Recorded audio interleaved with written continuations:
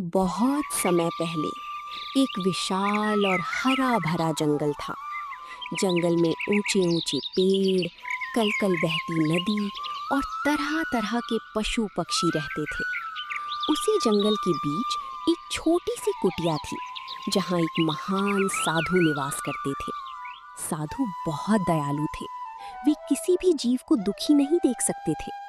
जंगल के सभी जानवर उनका सम्मान करते थे और उन्हें अपना मित्र मानते थे। हर सुबह साधु नदी में स्नान करते, पूजा पाठ करते और फिर जंगल के जीवों की सहायता करते। कोई पक्षी घायल हो जाता तो उसका उपचार करते, कोई जानवर भूखा होता तो उसे भोजन देते। एक दिन साधु अपनी कुटिया के बाहर ध्यान कर रहे थे। तभी उन्हें पास की झाड़ियों से किसी के रोने की आवाज सुनाई दी। उन्होंने अपनी आंखें खोली और देखा कि एक छोटा सा चूहा डर की मारी कांप रहा था। साधु ने प्रेम से पूछा, बेटा, तुम क्यों रो रहे हो? चूहे ने आंसू पोंछते हुए कहा, महाराज, एक बिल्ली हर समय मेरा पीछा करती है। मैं जहाँ भी जाता हूँ वो मुझे पकड़ने की कोशिश करती है।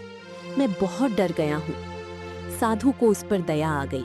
उन्होंने अपने कमंडल से जल लिया और मंत्र पढ़ते हुए कहा, अब तुम बिल्ली बन जाओ। क्षण भर में चूहा एक सुंदर बिल्ली बन गया। बिल्ली बनकर वो बहुत प्रसन्न हुआ। अब उसे किसी बात का डर नहीं था। उसने साधु को धन्यवाद दिया और खुशी खुशी जंगल में घूमने लगा। कुछ सप्ताह तक सब ठीक रहा, लेकिन एक दिन वो फिर साधु के पास आया। इस बार भी वो परेशान दिखाई दे रहा था।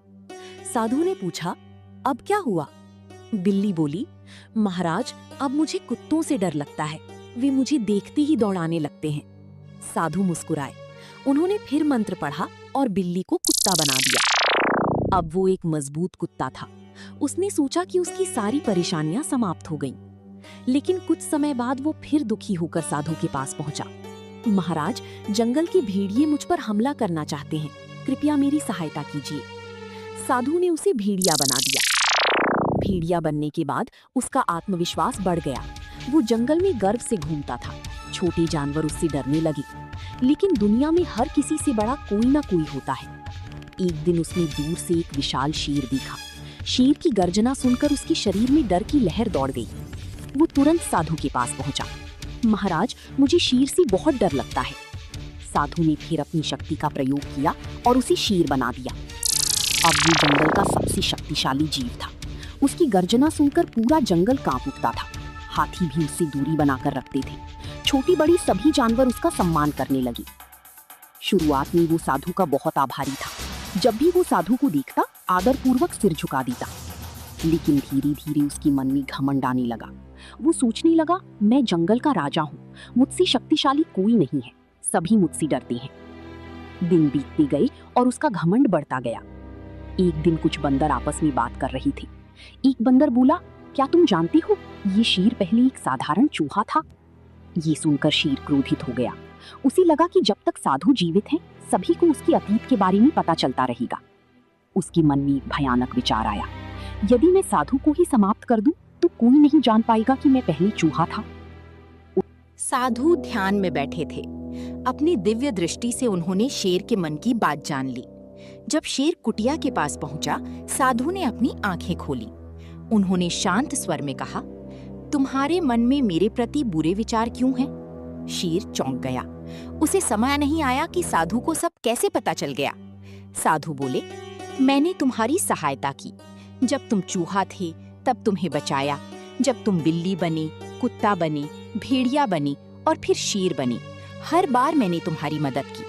लेकिन तुमने कृतज्ञ होने के बजाय अहंकार को अपना मित्र बना लिया। शेर शर्मिंदा होने के बजाय और अधिक क्रोधित हो गया।